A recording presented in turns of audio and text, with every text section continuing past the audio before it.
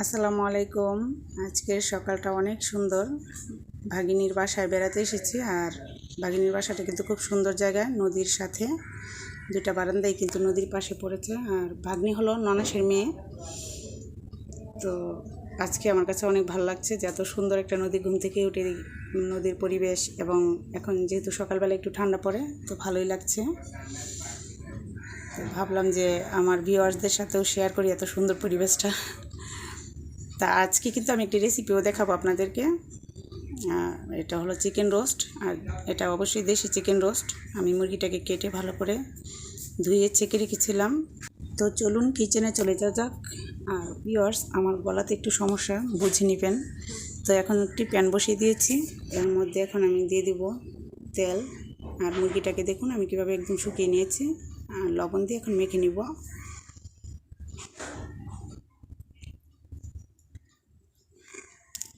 আর দিয়ে দিচ্ছি তেল।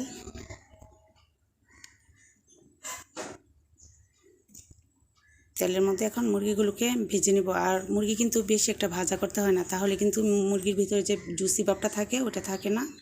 রোস্ট করলে আর খেতে ভালো লাগে না। অল্প অল্প করে ভেজে নিলে তখন রোস্টটা করলে ভিতরের যে জুসি ভাবটা পুরাই থেকে যায়, খেতেও ভালো লাগে।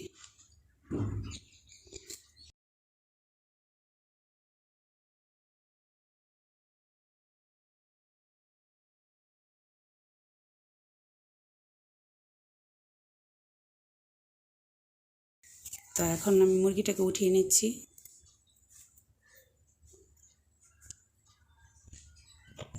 তো মুরগিটা দেখতে পেয়েছেন যে আমি কিভাবে ভেজেছি।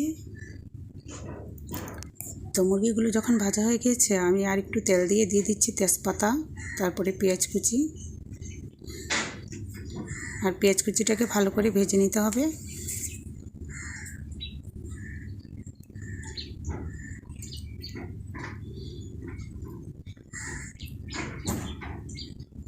তো এখন দিয়ে দিচ্ছি দারচিনি, তারপরে এলাচ,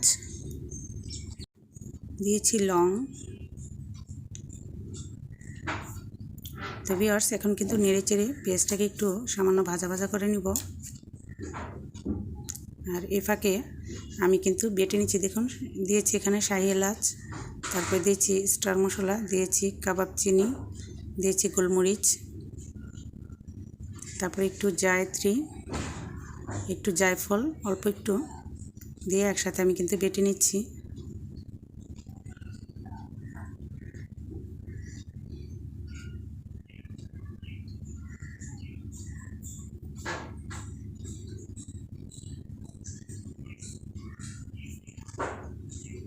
এখন দিয়ে দিচ্ছি একটু পোস্তদানা।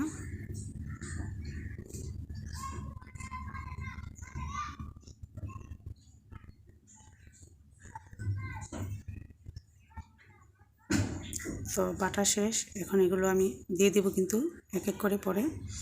এখন দিয়ে দিচ্ছি আদা রসুন বাটা। এখানে আদা রসুন বাটা আমি 2 চামচ ব্যবহার করেছি, যেহেতু আদা রসুন একসাথে বাটা, তো আপনারা বুঝে নেবেন। 1 চামচ করে দিলেই হবে। এখন দিয়ে দিচ্ছি বাদাম বাটা।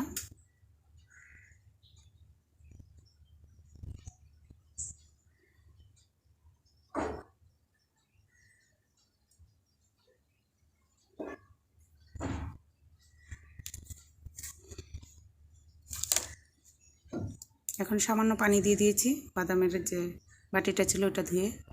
এখন দিয়ে দিলাম একটু মরিচের গুঁড়ো, একদম হাফ চামচ দিয়েছি মরিচের গুঁড়ো। দিয়ে দিচ্ছি একটু দুধ। এবার দিয়ে দিচ্ছি জিরের পাউডার, ধনিয়া পাউডার।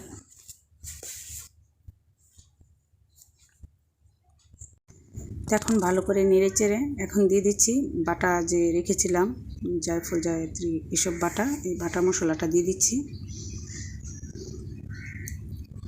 আর যারা প্যাকেটের মশলা পছন্দ করেন তারা দিতে পারেন, তবে বাটা মশলাটা দিলে কিন্তু স্বাদ দ্বিগুণ হয়।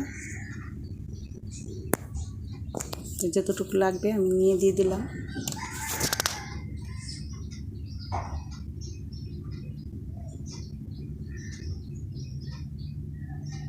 তো এখন দিয়ে দিয়েছি কিছু কাঁচামরিচ। কাঁচামরিচ কিন্তু রোস্টের জন্য পারফেক্ট, একদম মানে স্বাদ অনেক গুণ বাড়িয়ে দেয়। তো যখন কষানো হয়েছে আমি মুরগিগুলো দিয়ে দিচ্ছি এক এক করে।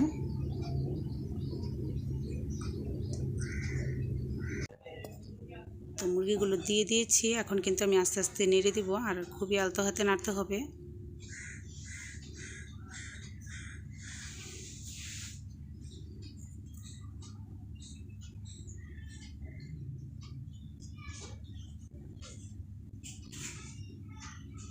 তো এখন নেড়ে তারপরে কিন্তু সামান্য ঢেকে দিব আমি। তো একটু পরপর নেড়ে চেড়ে দিচ্ছি।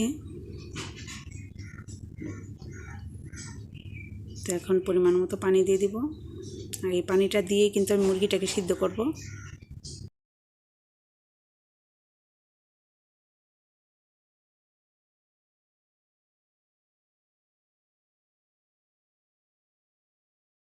এখন দিয়ে দিচ্ছি সামান্য চিনি। চিনি দিলে রোস্টের স্বাদ কিন্তু বেড়ে যায়। সামান্য চিনি দিলে কিন্তু অতটা ক্ষতি হয় না, যারা মিষ্টি পছন্দ করেন না তাদের কাছেও খারাপ লাগবে না, কারণ যেই পরিমাণে চিনি দিয়েছি এই চিনিতে কিন্তু আর অতটা মিষ্টি হবে না। আর যারা মিষ্টি পছন্দ করেন তারা দিয়ে নেবেন।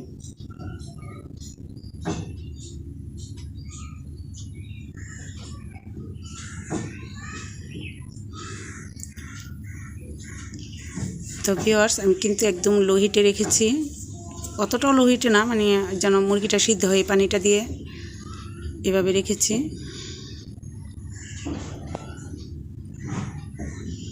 আর ভিউয়ার্স, যদি ভিডিওটি ভালো লাগে অবশ্যই লাইক, কমেন্ট, শেয়ার করবেন, আর সাবস্ক্রাইব করে পাশে থাকা বেল আইকনটি ক্লিক করে দিবেন, তাহলে আমার যত ভিডিও আছে আপনাদের কাছে চলে যাবে। ভিডিওটি দেখার জন্য অসংখ্য ধন্যবাদ। আর এভাবে বাসায় রান্না করে দেখবেন, আসলে কিন্তু অনেক টেস্ট। তো ভালো থাকবেন ভিউয়ার্স, আল্লাহ হাফেজ, আসসালামু আলাইকুম।